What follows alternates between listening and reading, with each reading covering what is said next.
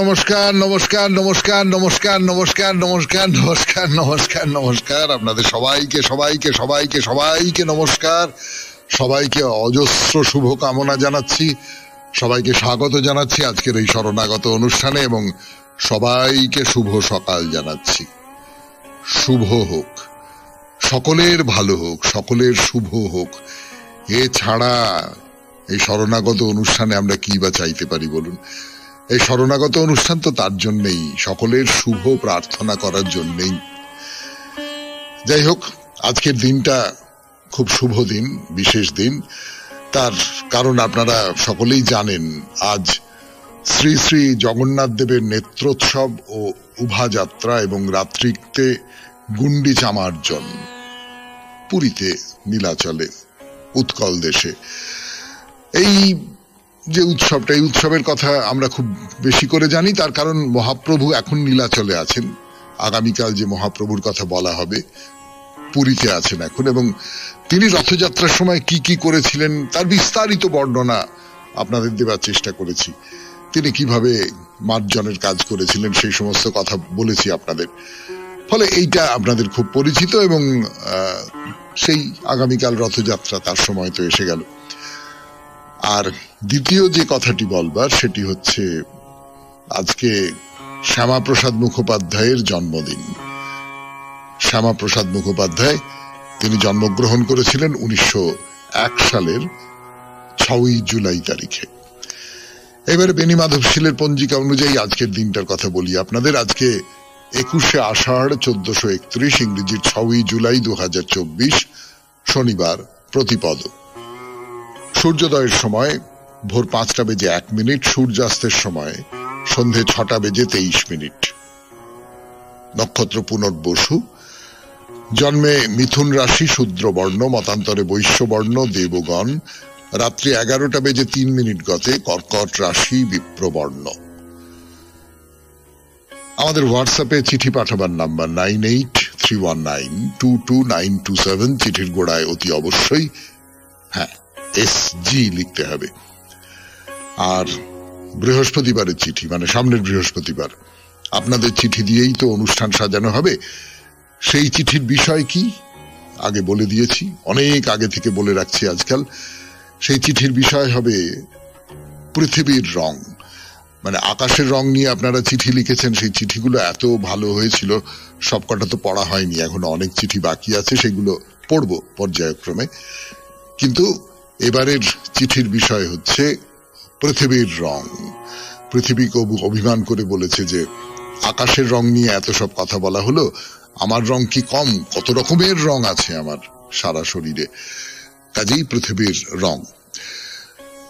এবারে বলি আজকের অনুষ্ঠান সম্পর্কে। প্রথমে পুরাণ চিরন্তন। পুরাণ চিরন্তনে বিশ্বামিত্র বশিষ্ঠ সংবাদ। বিশ্বামিত্র ক্লান্ত হয়ে বশিষ্ঠদেবের আশ্রমে ঢুকে পড়েছেন এবং বশিষ্ঠদেব তাকে নানান রকম খাবার দাবার, বিশ্রাম করবার জায়গা সব করে দিয়েছেন। কামধেনুর যে মেয়ে সুরভি বা নন্দিনী, সে যা ইচ্ছে তাই দিতে পারে। তো তাই দিয়ে বিশ্বামিত্র বলেছেন, একে আমি আমার রাজধানীতে নিয়ে যাব প্রজাদের মঙ্গলের জন্য, এ আশ্রমে থাকবার কোনো দরকার নেই। এই নিয়ে বশিষ্ঠর সঙ্গে বিরোধ তৈরি হয়েছে। তারপরে কি হলো? তারপর স্বামী বিবেকানন্দের রচনা থেকে পাঠ। রচনার নাম আত্মা ও ঈশ্বর। বেশ খানিকটা অংশ পড়া হয়েছে, আরো খানিকটা অংশ পড়ে শোনাবো। তারপর কথামৃত থেকে পাঠ, ঠাকুর শ্রী রামকৃষ্ণ পরমহংসদেবের সেই কথামৃত, তার নানান বিষয়ে কথা, যে কথাগুলো আজ পর্যন্ত আমাদের কাছে খুব মূল্যবান এবং ভবিষ্যতেও খুব মূল্যবান থাকবে। আপনাদের চিঠিপত্র এবং শেষে, না বাইরে দূরে নয়, আজ শনিবারের শরণাগত, তাই মহাপুরুষের কথা, বুদ্ধদেবের জীবনের কথা শোনাচ্ছি আপনাদের। শুনছেন শরণাগত 92.7 বিগ FM এ। আমি আছি আপনাদের সঙ্গে, আপনাদের সৌমিত্র বসু। গানের পর ফিরে এলাম 92.7 বিগ FM এ শরণাগত অনুষ্ঠানে। রাজা বিশ্বামিত্র। বিশ্বামিত্র পরে ঋষি হবেন, কিন্তু এখন তিনি রাজা বিশ্বামিত্র। সেই রাজা বিশ্বামিত্র, ঋষি বশিষ্ঠ, তার যে কামধেনুটি, সেই কামধেনুটি দেখে তার মনে হয়েছে একে আমি রাজধানীতে নিয়ে যাই। ঋষির আশ্রমে থেকে এর কি হবে? তো তিনি বশিষ্ঠ দেবকে গিয়ে বললেন যে দেব, আপনি তো ঋষি, এই বনের মধ্যে থাকেন, আপনার তো চাহিদা খুব কিছু নেই, আর আমার মতন হঠাৎ করে আপনার কাছে চলে এসেছে বহু মানুষ, এরকম তো হয় না, আজ হঠাৎ করে হয়ে গেছে, এবং আপনি তার জন্য আমাদের যা আপ্যায়ন করবার সে কল্পনাতীত আপ্যায়ন করেছেন, কিন্তু এই রকম তো হবে না। আপনি যদি এই গাভীটি আমাকে দেন তাহলে আমি বহু মানুষের প্রয়োজনের জন্য, বহু মানুষের হিতের জন্য, মঙ্গলের জন্য, তাহলে আমার রাজ্যে আর কোনো অভাব থাকবে না। আপনি এই গাভীটা আপনি আমাকে দিন। তো বশিষ্ঠ বললেন যে দেখো, এইটা তো দেবরাজ ইন্দ্র আমাকে দিয়েছিলেন, তিনি ভালোবেসে আমাকে দিয়েছেন, আমি যদি এখন এটা তোমাকে দিয়ে দিই তাহলে তো তার অপমান হবে। না না না, এইটা হয় না বিশ্বামিত্র, তুমি অন্য যা কিছু ইচ্ছে সমস্ত নিয়ে যেতে পারো, কিন্তু না না, নন্দিনীকে আমি দিতে পারবো না, এইটা ঠিক হবে না, এটা তুমি আমাকে মার্জনা করো। কিন্তু রাজাদের মুশকিলটা হচ্ছে, সে তখনকার রাজাদের ক্ষেত্রেও ঠিক, এখনকার রাজাদের ক্ষেত্রেও ঠিক, যদি কেউ না বলে দিল তাহলে তার মাথায় রক্ত চড়ে যায়। না, কি রাজাকে না বলতে পারে? এখনো তাই, খেয়াল করে দেখবেন তো। রাজা তো ধর্মের কথা শোনে না, প্রত্যাখ্যাত হওয়ার অভ্যেস তার নেই, সে নানান ভাবে বলতে লাগলো যে না না, আপনি দেখুন এইটা আপনি করুন, এইরকম করুন, ইত্যাদি ইত্যাদি ইত্যাদি ইত্যাদি নানান রকম বলতে লাগলো। তো বশিষ্ঠ দেব বললেন যে না, দিতে পারবো না। তখন রাজা সৈন্যদের বলেন, এই অনেকক্ষণ ধরে কথা বলেছি, আর কোনো কথা নেই, একে বেঁধে নিয়ে চল, এই নন্দিনীকে বেঁধে নিয়ে চল, এমনিতে না দিলে জোর করেই নিতে হয়, তাতে দোষের কিছু নেই।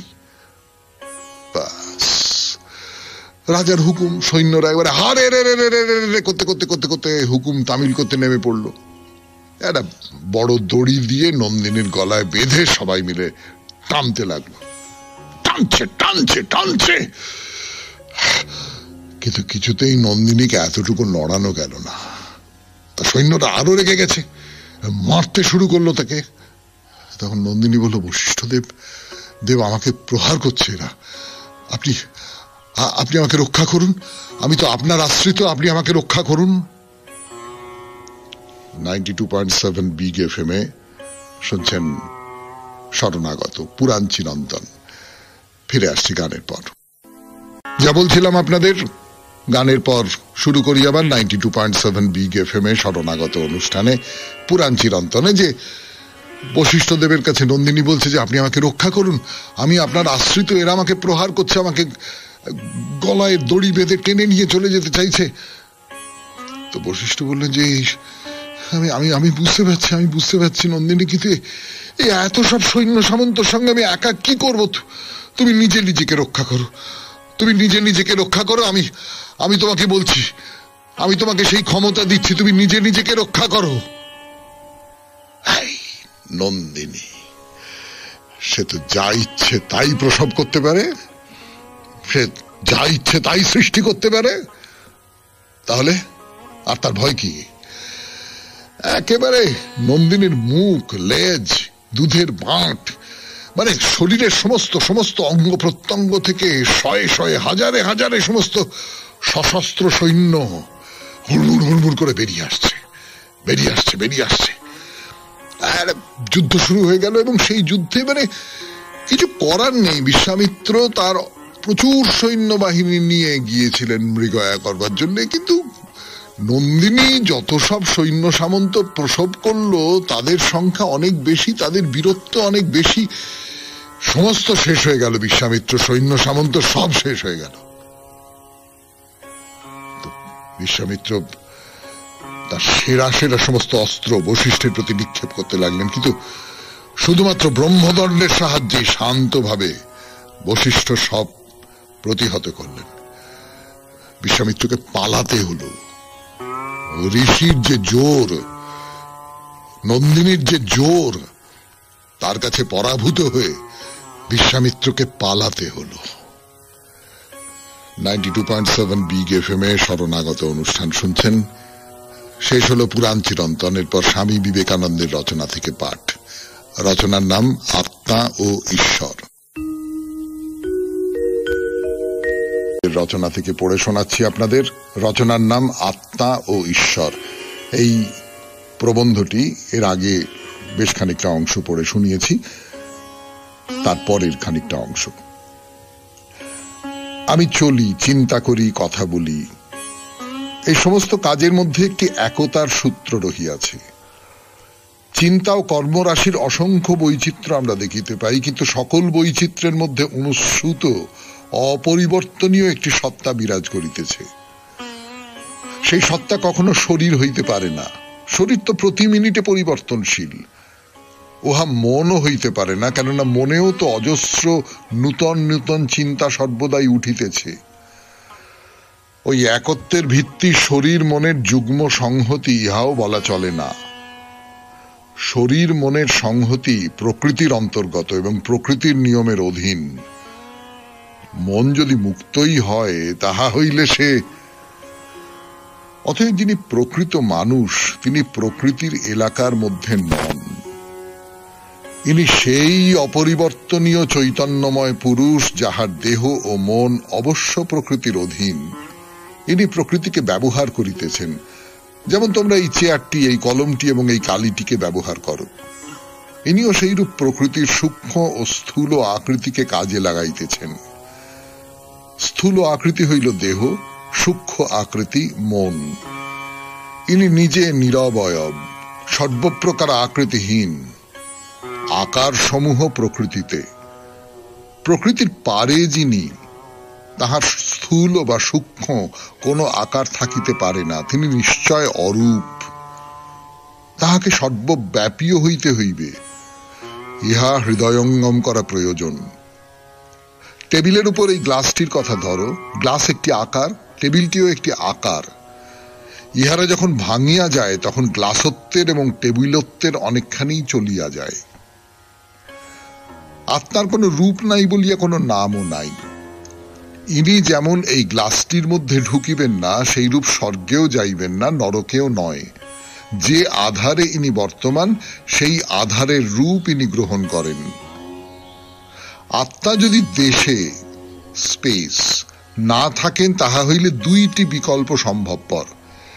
হয় তিনি দেশে অনুস্যূত, অথবা দেশ তাহাতেই অবস্থিত। তোমার দেহ দেশে অবস্থান করিতেছে বলিয়া তোমার একটি আকার অবশ্যই প্রয়োজন।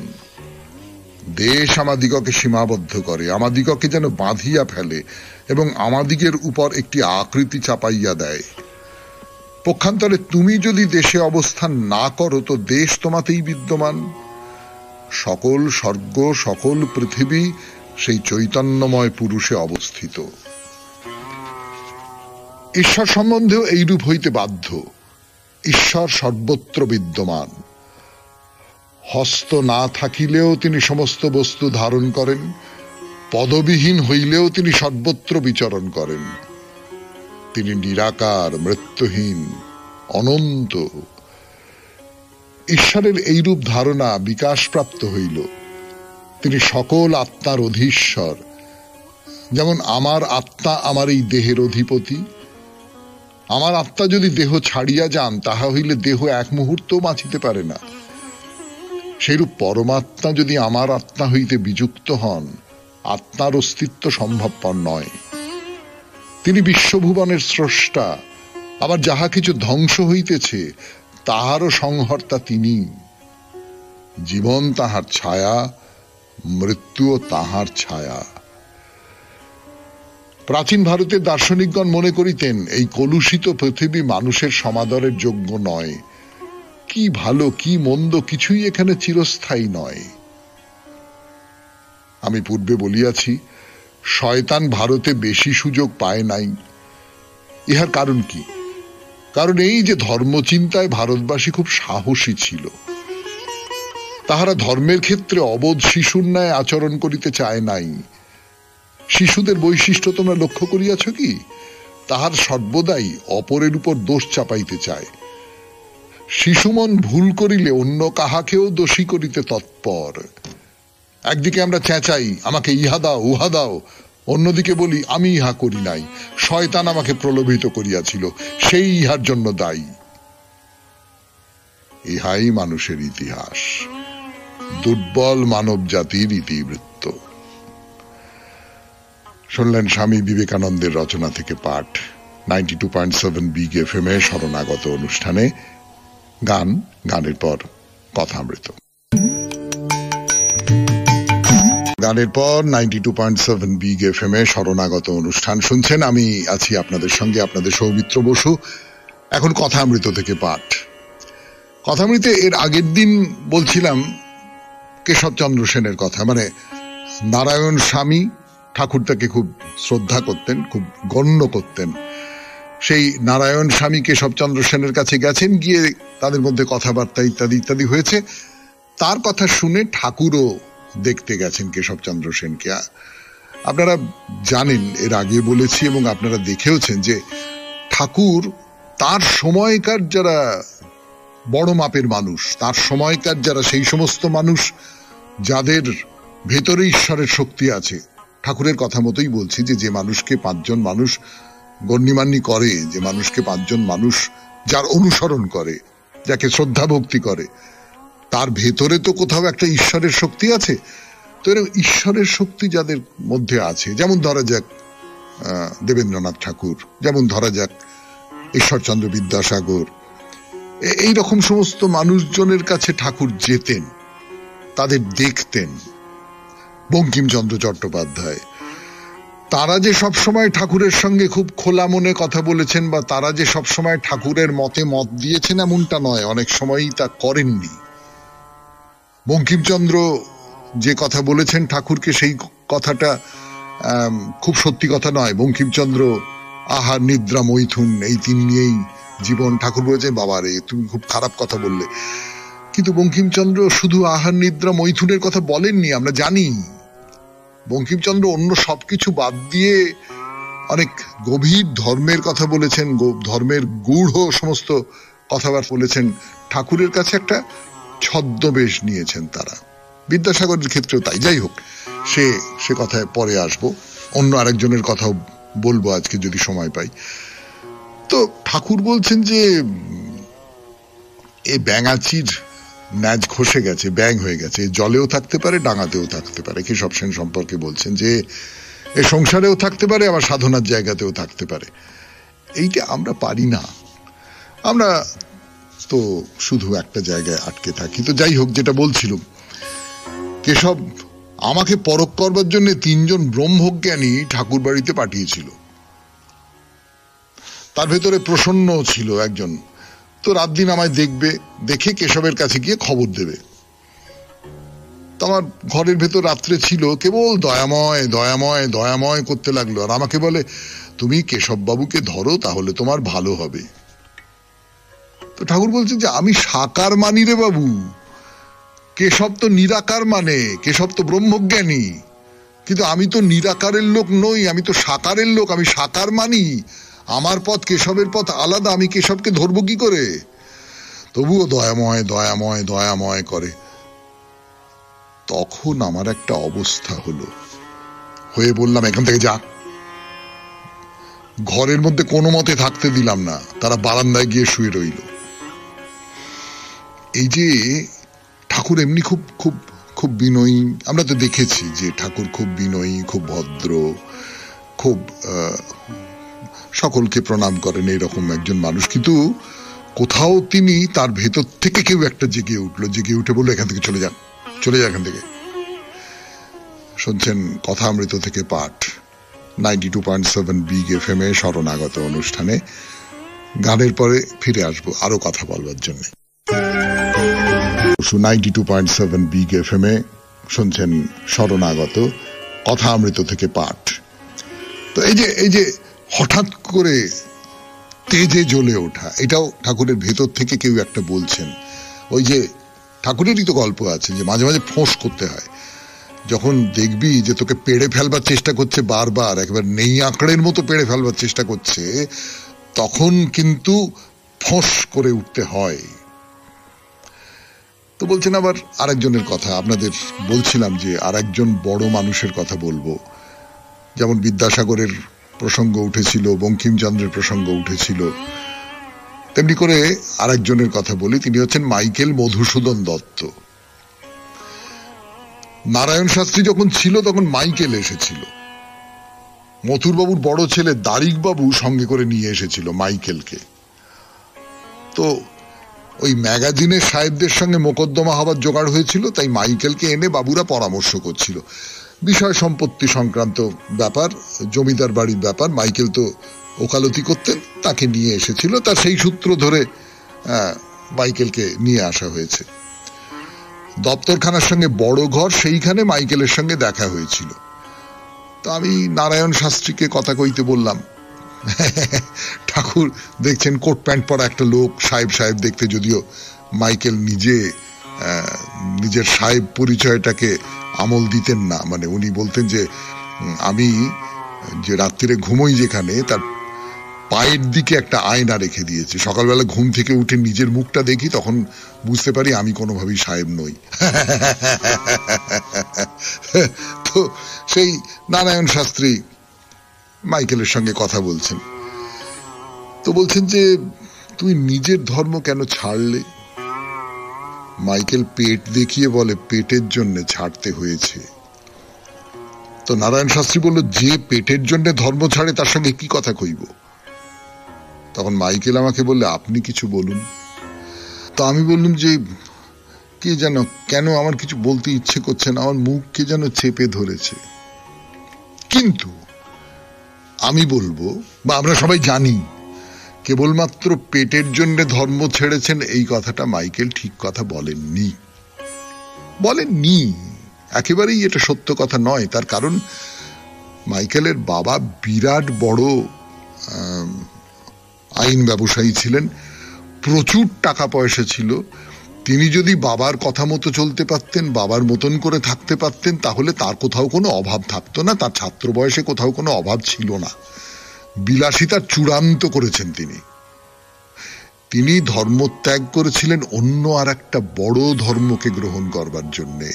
এইটা আমার নিজের মনে হয় এইটা একটা খুব গুরুত্বপূর্ণ কথা, যে আমার কোনটা ধর্ম, আমি কোনো একটা বিশেষ ধর্মমত, হিন্দু ধর্মমত বা তার যে নিয়ম কানুন আচার, সেটা যদি আমার ভেতরকার যে কবি ধর্ম, আমার নিজের ভেতরকার যে স্রষ্টার ধর্ম, সেইটাকে যদি ঢেকে দেবার চেষ্টা করে, তাহলে আমি তাকে অস্বীকার করব না। এইটা একটা প্রশ্ন তো। এবং মাইকেল করেন, মানে ওইটাকে স্বীকার করেননি। মাইকেল ওখান থেকে বেরিয়ে এসেছেন, আরো বড় জায়গায় যাব, আমি আরো বড় ক্ষেত্রে নিজেকে প্রতিষ্ঠিত করব, এই রকমের একটা ভাবনার জায়গা থেকে। কিন্তু মুখে তিনি বলছেন যে না, আমি পেটের জন্য ধর্ম ছেড়েছি, যেটা সত্যি কথা নয়। এবং সেইটা শুনে নারায়ণ শাস্ত্রীও তাকে প্রত্যাখ্যান করছেন, ঠাকুরও তাকে প্রত্যাখ্যান করছেন। ঠাকুরও তার সঙ্গে কথা বলতে ইচ্ছে করছে না, ভেতর থেকে কেউ আটকে দিচ্ছে। শুনছেন কথা অমৃত থেকে পাঠ 92.7 বিগ এফএম এ শরণাগত অনুষ্ঠানে। আরো পাঠ করবার জন্য ফিরে আসছি গানের পর। ফিরে এলাম 92.7 বিগ এফএম এ শরণাগত অনুষ্ঠান শুনছেন। এখন অমৃত কথা অমৃত, ঠাকুর শ্রী রামকৃষ্ণ পরমহংসদেবের কথা বলছি আপনাদের। কথা অমৃত থেকে পড়ে শোনাচ্ছি। একজন চৌধুরীর কথা উঠে পড়েছে। তো চৌধুরী এমএ পাশ করেছেন, প্রথম স্ত্রীর মৃত্যুর পর খুব বৈরাগ্য হয়েছিল, তখন ঠাকুরের কাছে দক্ষিণেশ্বরে প্রায় যেতেন। তো আবার বিয়ে করেছেন, বেশ মোটা টাকা, মানে তখনকার দিনে খুব মোটা টাকা, 300-400 টাকা মাইনে পান। ঠাকুর বলছেন যে কি হীন বুদ্ধি, বিদ্যায় অহংকার, তার উপর দ্বিতীয় পক্ষের স্ত্রী বিবাহ করেছে, ব্যাস ধরাকে সরা বলে মনে করছে। অর্থাৎ অহংকার এবং এক স্ত্রী মারা যাবার পর বৈরাগ্য এসেছিল, কিন্তু আবার দ্বিতীয় স্ত্রী, আবার কামিনী সংসর্গ, এইটা ঠাকুর পছন্দ করছেন না। অহংকার দূর করতে হবে, তা না হলে তাকে পাওয়া যাবে না। এ তো ঠাকুরের কথা বারবার করে তিনি বলছেন যে মনের মধ্যে যদি অহংকারের আঁশটুকু পর্যন্ত থাকে, তাহলেও তাকে পাওয়া যাবে না। আমার এই ঘর একেবারে যত্ন করে পুরোটা সাজিয়ে রেখে দিতে হবে, তার আসন পেতে রেখে দিতে হবে, সেখানে আমার বা অন্য কোনো কিছুর কোনো ছায়া পড়তে পারবে না। এই ছায়া যদি পড়ে তাহলে আর তিনি আসবেন না। কাজে অহংকার এই কারণেই খুব খারাপ। বলছেন এই কামিনী কাঞ্চনে আসক্তি মানুষকে হীন বুদ্ধি করেছে বলে আরেকজনের কথা বলছেন। হরমোহন যখন প্রথমে গেল তখন বেশ লক্ষণ ছিল, দেখবার জন্য আমি ব্যাকুল হতাম। তখন বয়স 17-18 হবে। প্রায় ডেকে ডেকে পাঠাই, আর যায় না। এখন মাকে এনে আলাদা বাসা করেছে। মামার বাড়িতে ছিল, বেশ ছিল, সংসারের কোনো ঝঞ্ঝাট ছিল না। এখন আলাদা বাসা করে পরিবারের রোজ বাজার করে। সেদিন ওখানে গিয়েছিল, আমি বললাম যা এখান থেকে চলে যা, তোকে ছুঁতে আমার গা কেমন করছে। এই যে কামিনী কাঞ্চন যাকে বলছেন, এই যে সংসারের যে চাই চাই চাই, আরো চাই আরো চাই আরো চাই, এর মধ্যে নিজেকে ডুবিয়ে রাখা, এইটা ঠাকুর পছন্দ করছেন না। তুমি ব্যাং হও, কেশব সেনের মতো ব্যাং হও, তাতে কোনো আপত্তি নেই, কিন্তু তুমি নিজের সংসারের মধ্যে সম্পূর্ণ ডুবে যেও না। কথামৃত থেকে পাঠ শেষ হলো 92.7 বিগ এফএম এ শরণাগত অনুষ্ঠানে। এবার আপনাদের চিঠিপত্র। আমি আছি আপনাদের সঙ্গে, আপনাদের সৌমিত্র বসু। চিঠিপত্র 92.7 বিগ এফএম এ শরণাগত অনুষ্ঠান শুনছেন। দুটো চিঠি পড়বো। একটা ছোট্ট চিঠি, কিন্তু মজার চিঠি। চিঠিটা পড়বার আগে শুধু এইটুকু আপনাদের বলে রাখি যে আমি নিজে যে কথাটা তোলা হয়েছে সেইটার সম্পর্কে অবহিত ছিলাম না। এবারে চিঠিটা পড়ি। দেবজ্যোতি চক্রবর্তী লিখেছেন, রাজবাড়ি কোঅপারেটিভ, কলকাতা 81 থেকে। এটা কি একটা অদ্ভুত সমাপতন? বাইরে দূরে কামারপুকুরের বর্ণনা চলছে জুন মাসে, সেখানে ঠাকুরের পোঁতা আম গাছের কথা বলছেন, আর সেটা শুনতে শুনতে চোখ বারবার চলে যাচ্ছে রামকৃষ্ণ মঠ ও মিশন কামারপুকুরের জুন মাসের ক্যালেন্ডারের পাতায়, যেখানে ঠাকুরের পোঁতা আম গাছটির ছবি জুন মাসের পাতায় দেওয়া আছে। ধন্যবাদ সকলকে। ইতি দেবজ্যোতি চক্রবর্তী, রাজবাড়ি কোঅপারেটিভ, কলকাতা 81। না, আমি এই ক্যালেন্ডার দেখিনি, ফলে এই ক্যালেন্ডার দেখে আমার মনের মধ্যে ওই আম গাছ নিয়ে কথা বলবার কথাটা মনে জাগেনি। কিন্তু আপনি এই চিঠিটা দিয়েছেন, ছোট্ট চিঠিটা, আমার খুব মজা লেগেছে। আমার ধারণা শ্রোতাদেরও অনেকের খুব মজা লেগেছে। এরপরে একটি চিঠি, যে বড় চিঠি যাকে বলে, সেই চিঠিটা পড়ে শোনাই আপনাদের। চিঠিটা লিখেছেন অপর্ণা পাল, কমলাপুর, বড়া, সিঙ্গুর, হুগলি থেকে। দেখি অপর্ণা দেবী কি লিখেছেন। যখন শরণাগত সৌমিত্র দাদার কণ্ঠে সিঙ্গুরের ডাকাতকালির কথা শুনলাম, তখন মনটা আনন্দে ভরে গেল। পত্র না লিখে আর থাকতে পারলাম না। আমি সিঙ্গুরের মেয়ে, ছোটবেলা থেকে অনেকবারই ডাকাতকালীকে দেখেছি, কিন্তু আপনার নিখুঁতভাবে বর্ণনার মতন করে দেখা হয়নি। ডাকাতকালীকে দেখলেই ভয় লাগে। আপনার কণ্ঠে ডাকাতকালী মন্দিরের বর্ণনা শুনে জামাই ষষ্ঠীর দিন বাপের বাড়ি গিয়ে বিকেলে আবার মন্দির দেখতে গেলাম। গেটে ঢুকতেই উপরে মা সারদা দেবী ও ভেতরে শ্রী শ্রী রামকৃষ্ণ দেবের ছবি। মন্দিরের গর্ভগৃহের দরজার উপর শিব ঠাকুর উপবিষ্ট, তার পিছনে ডান দিকে সাদা ষাঁড়, পায়ের নিচে ডান দিকে রামকৃষ্ণদেব ও বাঁ দিকে সারদামণি। মা কালীর পিছনে দেওয়ালে ডাকিনী যোগিনী। মন্দিরের বিপরীত দিকে শিব মন্দির। মন্দির থেকে বেরিয়ে 2 মিনিটের পথ, কাছারি মোড়ে অনুকূল ঠাকুরের বড় মন্দির। আমি শরণাগত অনুষ্ঠানের নিয়মিত শ্রোতা। খুব বিশেষ কারণে লোডশেডিং বা বাড়ি থেকে কোথাও যাওয়ার থাকলে অনুষ্ঠান শোনা হয়ে ওঠে না। শরণাগত সমস্ত অনুষ্ঠানই আমার খুব প্রিয়। পুরাণ চিরন্তনে পুরাণের অনেক অজানা কাহিনী জানা যায়।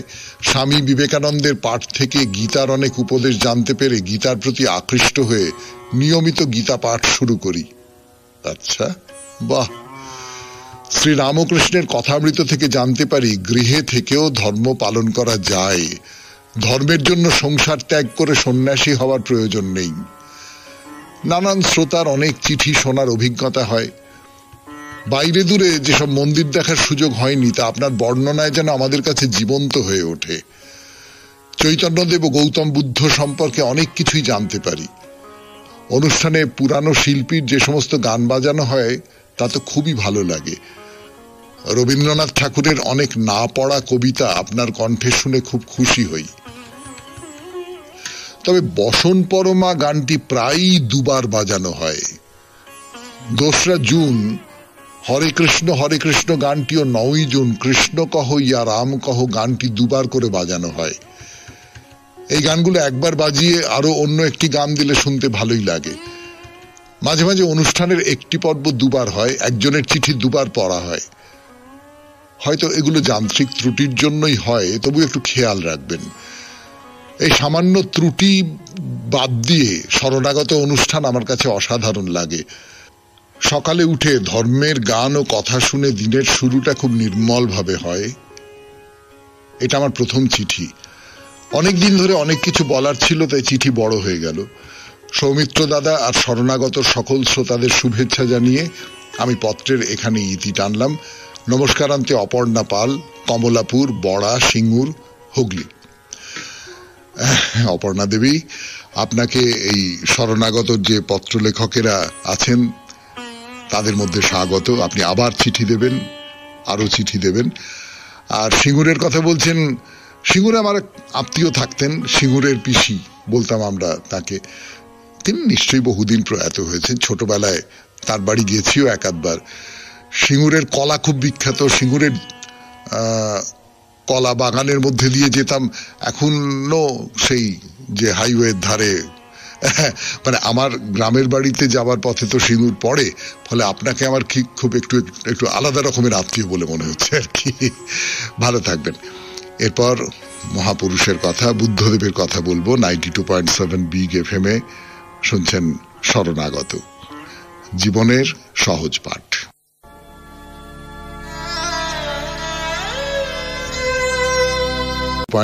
বিগ FM এ শরণাগত অনুষ্ঠানে এখন মহাপুরুষের কথা, বুদ্ধদেবের জীবন কথা বলছি আপনাদের। বুদ্ধদেব বুদ্ধত্ব প্রাপ্ত হয়েছেন। বোধি বৃক্ষের তলায় তপস্যা করে তিনি বুদ্ধত্ব প্রাপ্ত হয়েছেন এবং তিনি এই কথা প্রচার করবার জন্য বাইরে চলে এলেন যে অন্য কেউ তোমাদের মুক্তি দিতে পারবে না, তোমাদের জীবন চর্চার মধ্যেই আছে তোমাদের জীবনের সুখ দুঃখ। মানুষ নিজেই যেমন তার দুঃখকে সৃষ্টি করে, তেমনি নিজের চেষ্টার মধ্যে দিয়েই সব দুঃখ থেকে নিজেই নিজেকে উত্তীর্ণ করতে পারে।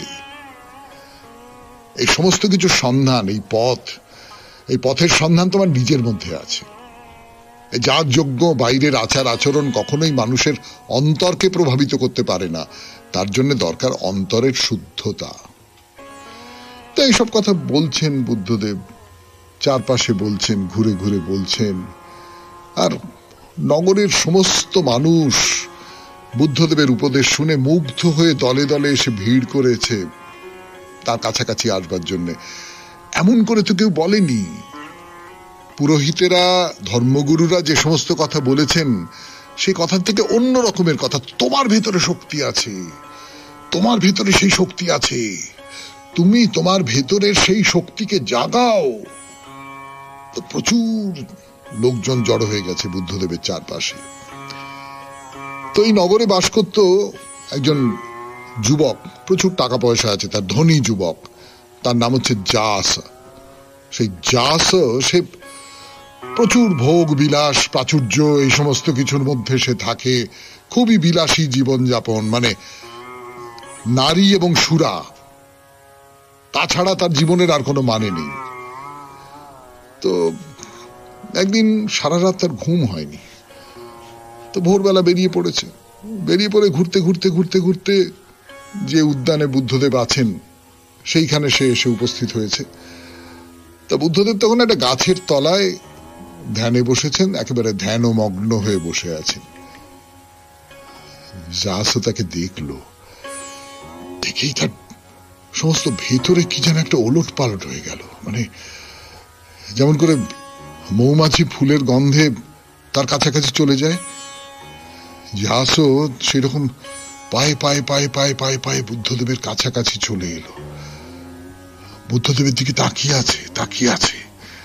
বুদ্ধদেব ধ্যানস্থ, সেই দিকে তাকিয়ে যাসর মন থেকে সমস্ত রকমের এই যে নারী সুরা ভোগবিলাসের সমস্ত রকমের আকাঙ্ক্ষা, এই সমস্ত যেমন করে জল আস্তে আস্তে আস্তে আস্তে আস্তে আস্তে ধুয়ে দেয়, তেমনি করে ধুয়ে ধুয়ে যেতে লাগলো। তো বুদ্ধদেবের সামনে গিয়ে দাঁড়াতে বুদ্ধদেব চোখ মেলে তার দিকে তাকালেন, তাকে ডাকলেন। বুদ্ধদেব তার মুখের দিকে তাকিয়ে বুঝতে পেরেছিলেন যে এ কামনা বাসনাময় একজন পুরুষ, কিন্তু তাকে দেখে এর মনের ভেতর একটা দোলাচল তৈরি হয়েছে, সেটা তিনি খুব ভালো করে বুঝতে পারছেন। যাসকে তিনি বললেন যে, শোনো, তুমি যে সুখের জন্য ছুটে বেড়াচ্ছ, যে আনন্দের জন্য ছুটে বেড়াচ্ছ, সেইগুলো ক্ষণস্থায়ী। তোমার জীবনে তো জরা আসবে, তখন আর তুমি এইসব ভোগ করতে পারবে না। ব্যাধি আসবে, মৃত্যু আসবে, যে কোনো মুহূর্তে এরা এসে তোমার দেহকে গ্রাস করতে পারে। সেই জন্যে জীবনকে পরিপূর্ণ আনন্দের মধ্যে নিয়ে যাও, পরিপূর্ণ আনন্দের মধ্যে। সে আনন্দ কোথায় পাওয়া যাবে?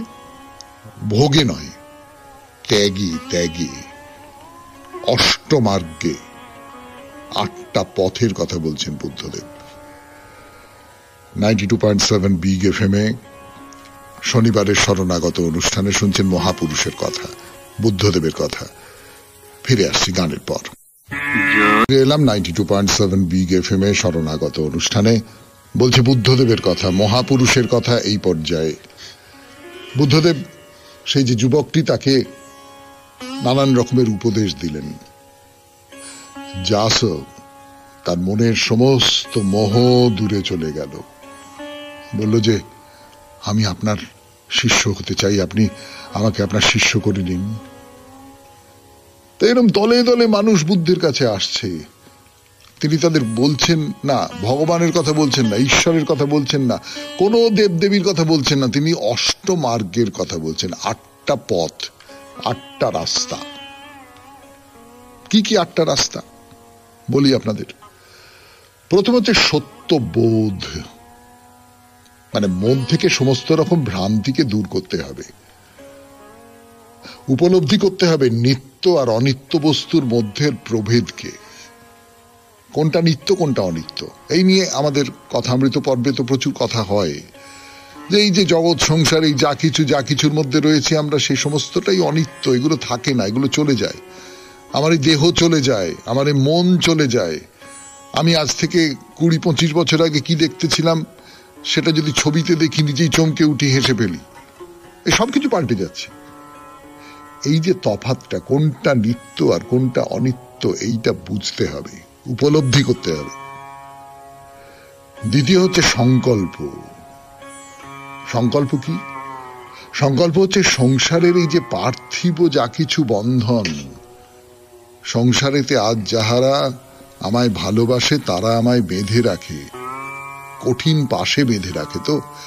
তো এই যা কিছুকে আমি ভালোবাসি, এই সব, এই সমস্তগুলোর বন্ধন থেকে মুক্ত হবার একটা আকাঙ্ক্ষা তোমার ভেতরে থাকতে হবে। যা কিছু পরম জ্ঞান, তাকে উপলব্ধি করবার জন্য তোমার একটা গভীর আত্মসংযম দরকার। সেই আত্মসংযমের পথ ধরে যেতে হবে। তৃতীয় হচ্ছে সম্যক বা সত্য বাক্য। কোনো মানুষের সঙ্গে কোনোভাবে কখনো যেন মিথ্যে কথা না বলা হয়। এই মিথ্যে কথার মধ্যে কিন্তু গালিগালাজ পড়ছে, খারাপ কথা পড়ছে। অন্য মানুষের সঙ্গে যখন কথা বলবে, তখন সেই কথা সত্য কথা হতে হবে, পবিত্র কথা হতে হবে, এবং সেই কথার মধ্যে করুণা থাকতে হবে। চতুর্থ সৎ আচরণ কি? সমস্ত মানুষেরই উচিত ভোগবিলাস ত্যাগ করে সৎভাবে জীবনযাপন করা। সমস্ত কাজের মধ্যেই যেন থাকে সংযম আর শৃঙ্খলা, আর অন্য মানুষের প্রতি আচরণে যেন দয়া থাকে, ভালোবাসা থাকে, মায়া থাকে। এই তো বুদ্ধদেবের যে অষ্টমার্গ, তার 4টে বলা হলো। আরো 4টে বাকি আছে। আমরা এই 4টের কথা একটু মনে রাখি, বাকি 4টের কথা আগামী শনিবার। শেষ হলো আজকে শরণাগত 92.7 বিগ এফএম এ আমাদের অনুষ্ঠানে চিঠি পাঠাবার হোয়াটসঅ্যাপ নাম্বার 9831922927। চিঠির গোড়ায় অতি অবশ্যই SG লিখতে হবে। আর আপনাদের মনে করিয়ে দিই, সামনের বৃহস্পতিবারে যে চিঠি পড়া হবে তার বিষয় হচ্ছে পৃথিবীর রং। পৃথিবীতে কত রকমের রং আছে, কত রকমের রং, মাটির রং, গাছপালার রং, ইত্যাদি ইত্যাদি ইত্যাদি। সে আপনারা যা দেখবেন, যা বুঝবেন তাই নিয়ে আপনারা চিঠি লিখবেন। আমাদের চিঠি পাঠাবার নাম্বার আপনারা সকলে জানেন। আগামী মঙ্গলবার সন্ধে 6টার মধ্যে আপনার চিঠি আমাদের দপ্তরে পৌঁছে যাওয়া চাই। চিঠির শব্দ সংখ্যা 250-র বেশি বাড়াবেন না। খুব ভালো থাকবেন, আনন্দে থাকবেন। নমস্কার নমস্কার নমস্কার নমস্কার।